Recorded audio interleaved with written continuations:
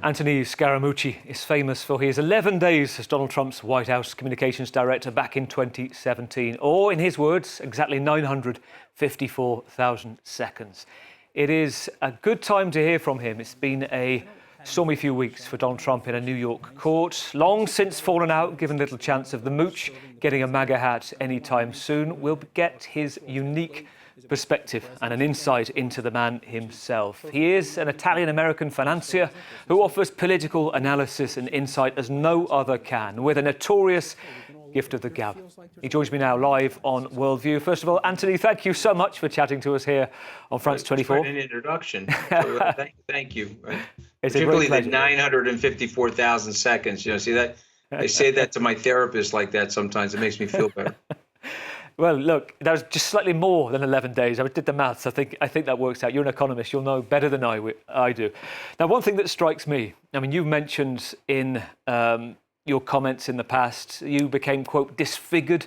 You talked about being two-dimensionalized by the press after you left the job. And it's been a kind of exercise in redemption coming back. It wasn't intentionally an exercise in redemption. It's just I think all of us are on our own personal journeys and we're searching for the truth. My oldest son, who's 32, says it's better than anybody. He says, "Dad, you got everybody mad. The left hates you because you were with Trump, and the right now dislikes you because you left Trump." And so my response to him and the response I give to everybody, you know, we're all searching for the truth. There are elements to what Donald Trump says that are true that America needs to fix. But the flip side of that is that it's overweighted by his malevolence, his poor decision making, his lack of intellectual curiosity, his inability to handle something from an executive management point of view. And the truth that all of us know, 40 of us that are speaking out against him know that he should be nowhere near the White House. And so we have to express this danger. And by the way, I'll just point out quickly, the vice president, who's a personal friend of mine, Mike Pence, has denounced the candidacy of Donald Trump, and he was on the ballot with him last time. So I just submit to everybody listening, if we were members of a pharmaceutical executive team and we said the drug that you're about to take is going to kill you, why would you not listen to that? Or let's say we're in an automotive company and we said the car is going to crash and hurt your family. The guy's a very, very dangerous guy. The U.S. has no institutional or hereditary memory of fascism or the specter and scourge of fascism like the French do or the U.K. government or the Germans, et cetera. And so we don't understand when he talks in these autocratic tones and he says he's going to pull FCC licenses away from people in the media, and he's going to go after his adversaries using the FBI. I don't think people are taking it seriously enough in this country. What interests me as well is, and I think it will be a great discomfort for Donald Trump as well, the fact that you have said you actually have good links still in and around Donald Trump's people. So in terms of your ear being on the pulse of things, you know exactly what's going on within that campaign group. Well, you know, look, I'm friends with these guys. You have to remember, on some of these guys, I worked with them 30 years ago on the Rudy Giuliani campaign here in New York. And so good political operatives, they keep their bridges. They don't like burning their bridges. I called somebody inside the Trump campaign 2 weeks ago. They asked me if it was a butt dial, which I let out a good laugh about that. But I actually needed a favor from the guy, which he delivered, and I would deliver for him. And so Trump will be long gone from the political landscape, and we will need to figure out a way to rebuild the Republican Party out of the shambles that he put it in. And there'll be a lot of those operatives that are working for him right now. I disagree with them on where they're going with Donald Trump, but I do want to bring the band back together, and I do want to be part of that unification. So, yeah, I know those guys, and I talk about it a lot on my new podcast with Katty Kay, which is called The Rest is Politics US. Comes out weekly on Fridays, and I try to give an insider's perspective, not just from my analysis, but what I know in terms of what's going on in that campaign and in the campaign of President Biden. And you hardly need to promote it, Anthony, do you? Because, you know, it is, I think, one of, if not the most listened to British podcast right now, and the rest of history, as you say, US. And also for you, it must be interesting going from gamekeeper to poacher suddenly and being able to give your thoughts, your analysis, and people want to hear it ahead of the US election. Well, no, listen, you're very kind to say that, but I think at the end of the day, what people want to hear is authenticity. I think people want to hear honesty, and they can feel it. You know that, which is why you're a good journalist and a good anchor person. The camera doesn't lie, and so ultimately you can do all types of configurations with your voice or personality, but the camera will expose you for your mendacity. And so I try to keep it authentic. I try to keep it honest. And frankly, some of the things that I say don't reflect well on me. My decision making to join the Trump administration was based on ego, and it was based on my own personal pride. And it was a big miss for me. You know, my wife dislikes Donald Trump almost as much as Melania dislikes him. And you know, I should have listened to her, but I didn't. Your insight into Donald Trump, I mean, there's two things that you say make him tick: money, attention, on him, flattery. And Yeah. you know, you've said you're a straight talker. You don't fit that mold. I mean, that's fascinating in itself that you were hired, but you have a theory about that you reminded him of his dad, Fred. Well, that wasn't my theory. Jared Kushner said that to me. You know, when I was working closely with Mr. Trump and we were having candid conversations, which actually unnerved people like Reince Priebus, who were more sycophantic to Mr. Trump. I was more direct. I'm an entrepreneur. I came from a blue-collar family and built my businesses here in New York, thank God, successfully. And so I had some standing with Mr. Trump, some mutuality of respect. And what Jared Kushner said to me is, you know, when you're around, he said you remind him of his dad in the sense that you're a no BS kind of guy and you're just going to tell him straight what's going on. But what happened to Mr. Trump is when he crossed over into the presidency, the sycophancy went up 3 notches and it became harder for him to take criticism and he became more brittle. But I will say this, in fairness to him, the campaign that Susie Wiles is running right now is very well organized, perhaps the best organized campaign. So if you don't like Mr. Trump, you should worry. He's well organized. They're running a disciplined campaign. If you dislike him, though, you can be happy about the fact that he's not raising a lot of money. He can't develop the ground game that he had in 2016 or the ground game and the mega donor game that he had in 2020 because it's frankly bad for business to be associated with Donald Trump. So this is going to be a get out the vote exercise.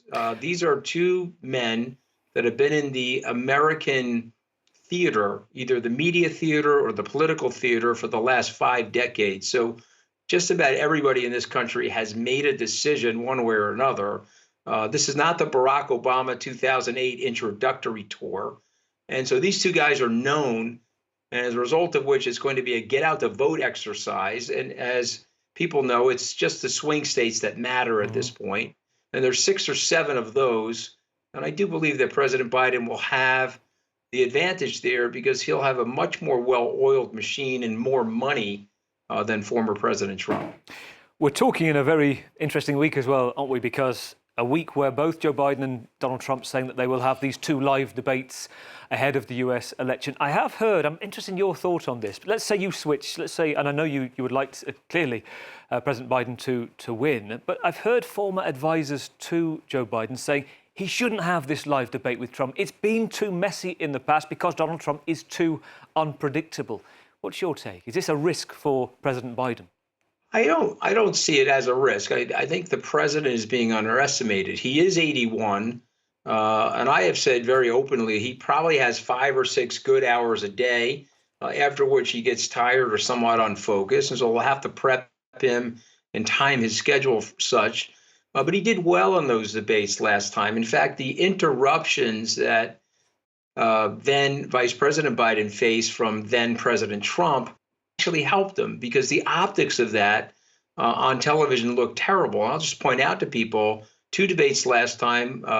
Trump had COVID in the first debate, tried to give it to Joe Biden, I guess. But in those 2 debates, Trump dropped 5% in the polls nationally, and he never recovered from that. And I think the president's people and the president himself are saying, we got to show the full-on crazy of Donald Trump nationally again.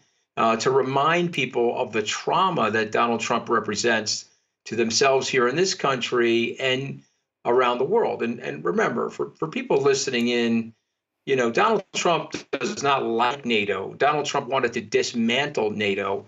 On the 6th of June, I'll be heading over to Normandy. My uncle Anthony, who I'm named after at the age of 19, landed on that beach, Omaha Beach, Wow. as part of the U.S. Army. Wow. And these people fought for freedom, and they understood the need for America to be part of freedom's journey and freedom's fight in the world.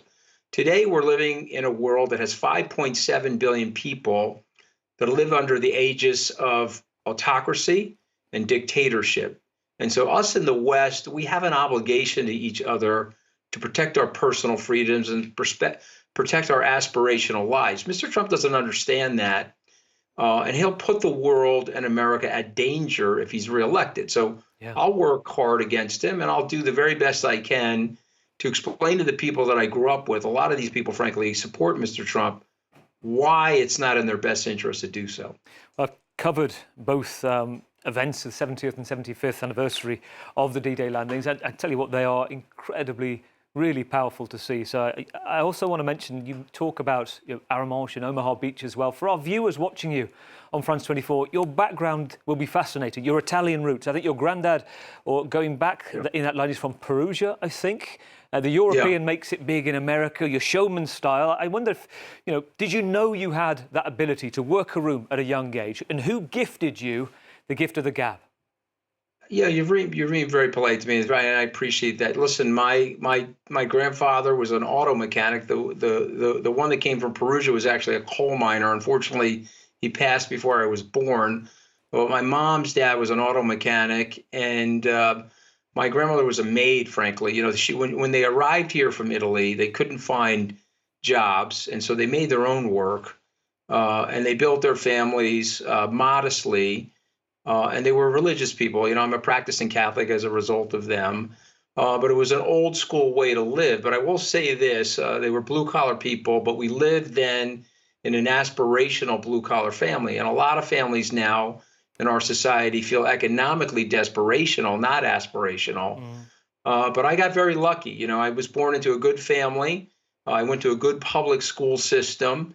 I ended up going to Tufts University, and my father thought it was spelled Toughs. It's not spelled Toughs. So there was a big joke in the family. But it was a rite of passage for me because, frankly, I didn't know my way in the corporate world, which is why I had to leave and start my own business. So when you talk about showmanship and things like that, I spent 20 years on Wall Street, never once going on TV.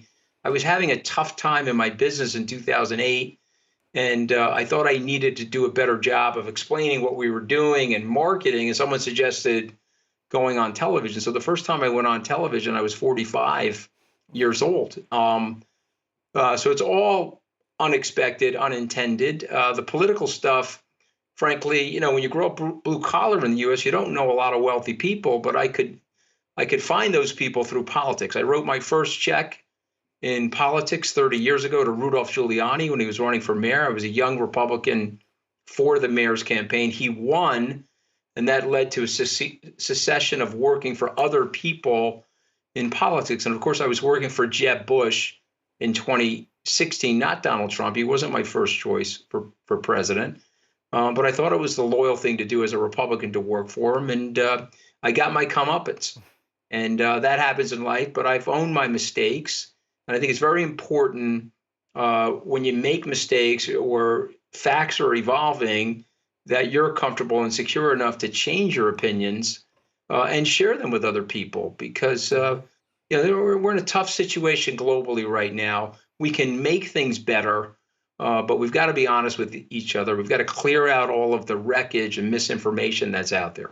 We've got a couple more minutes, Anthony, but I do still want to hear from you. And they've got lots more to ask than the time that we've got. But let me get your take on this. We're less than a month away from elections at the EU Parliament in Europe. So we've got 370 million people voting across the European Union countries for parties to represent them. Far right expected to make gains. Let me ask about another former colleague, Steve Bannon, former Trump chief strategist.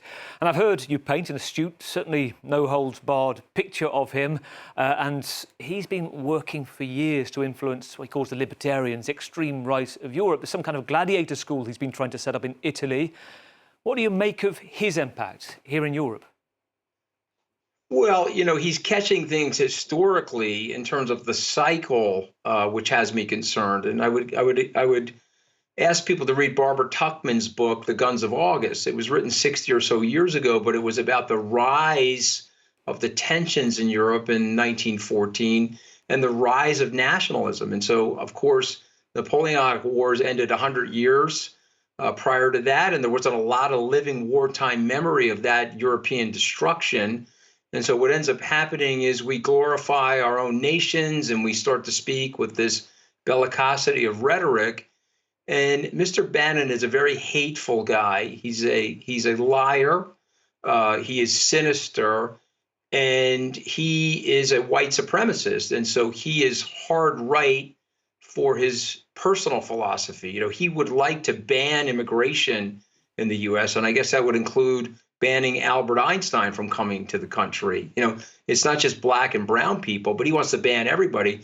He would like to take the United States back to the 1890s, where 97% of our economy was produced and consumed inside the United States. And then he'd like to wall it off literally and figuratively from the rest of the world. So completely disavowing the David Ricardo principle of global trade, which has created all this great peace and prosperity in the post-World War. So this is sinister stuff, but he's catching it at the right time, because as the wartime memory of World War II, the living memory dissipates, you get what Barbara Tuchman called the specter of nationalism and this specter of bellicosity and glorification of war. And so we have to be on guard for that. We have to be on guard for people like Steve Bannon. And I will finish by saying this. I only have one political accomplishment that I'm very proud of. I got Steve Bannon blown out the front door of the White House alongside of me, but he was such a baby. I got fired on the 31st of July in 2017. Bannon did too, but he begged John Kelly to stay for 2 more weeks. He didn't want to leave at the same time as me, which I found very funny and very ironic. But he's out there, and he is an evil guy, and we have to expose him, because what we learned from Winston Churchill in the 1930s, the exposure and the clarity and the honesty is an antiseptic for people like this. Of course, we didn't stop Adolf Hitler, but we're going to stop these types of people because they're nuts. And most people are sane, and most people want good things for their family and their fellow men and women. Anthony, I know why you've been given a podcast. A lot of viewers want to know a lot more here on France 24, and they can. From Wall Street to the White House and Back is out this month, your book, and also all the best with the podcast too. The Rest of Politics US, an important year to have your voice and insight on elections and more. Anthony, thank you. Very good to be here. Thank you so much for having me on. Stay with us here on France 24.